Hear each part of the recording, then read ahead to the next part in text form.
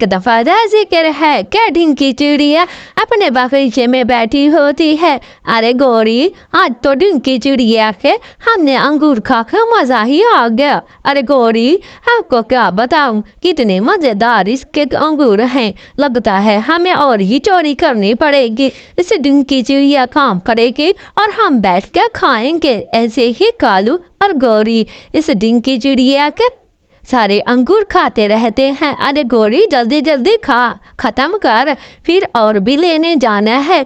ये मटका भर लेते हैं और घर में बहुत सारे अंगूरों का जूस बना बना कर पिया करेंगे। ऐसे ही कालू कौवा गौरी कवि से कहता है, हाँ कोलू, हम चलेंगे और उसके सारे अंगूर तोड़ के आ जाएंगे। ऐसे ही ढिंकी चिड़िया रोती रहेगी, मेहनत करेगी और पौधों को पानी देती रहेगी। फिर हम उनके सारे अंगूर तोड़ के ले आएंगे। ऐसे ही हमारा गुजारा पानी चलता रहेगा। उस ढिंकी चिड़िया को चूना लगाते हैं कालू, अच्छा चलो चलते हैं। ऐसे ही गौरी और कालू वहाँ पे योजना बनाते हैं और ढिंकी चिड़िया इसके चील दादा, मैं तो ऐसे ही आई थी। मैंने कहा कि इस पे 2 मिनट सुकून कर लूँ, मैं दूर से आई हूँ। अरे क्या क्या क्या कह रही हो, सारे इसमें जंगल में सिर्फ मेरे ही सेब के पेड़ हैं। आप आइंदा के बाद आज छोड़ रहा हूँ, फिर नहीं छोड़ूंगा। ऐसे ही चील दादा कहता है ये ढिंकी चिड़िया से।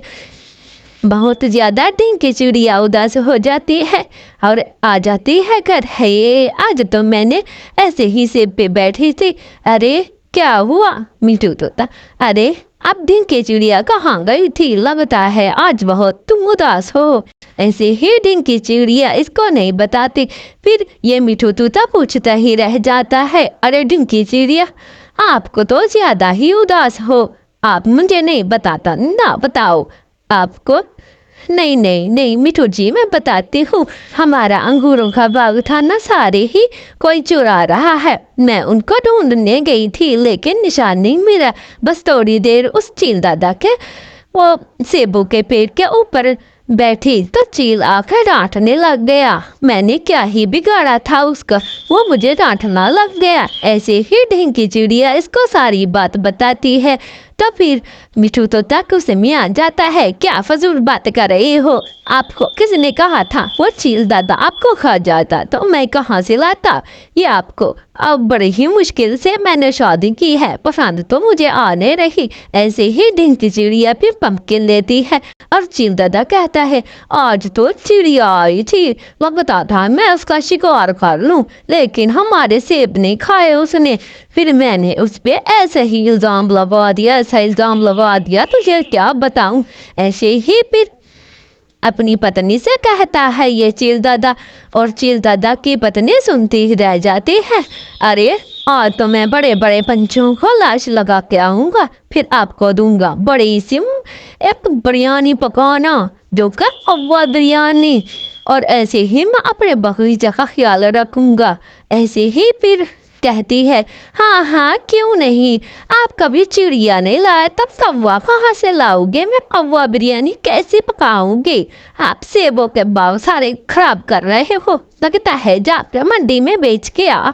ऐसे ही फिर कालू कहता है, अरे गोरी चलो चलते हैं, मैं देख के आया हूँ उस चील दादे का सेबों का बाग है, लगता है उसके सेब चुराते हैं। आप इधर उधर देखना, मैं वहाँ से वो सेब तोड़ लूँगा। ऐसे ही कालू का वो कहता है और गोरी कभी भी मान जाती है और आ जाता है चील के सेब तोड़ने के लिए। अरे गोरी बताना, मैं बस थोड़े से सेब तोड़ रहा हूँ। ऐसे ही सेब तोड़ता है।